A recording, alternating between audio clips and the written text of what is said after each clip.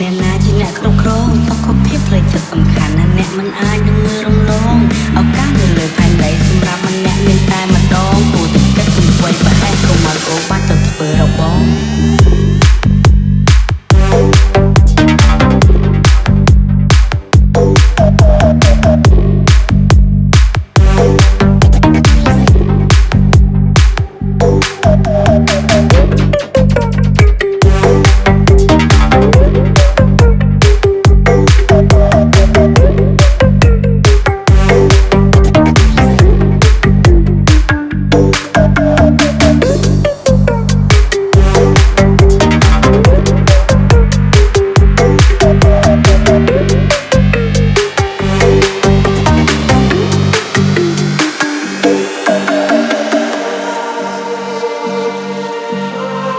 BTP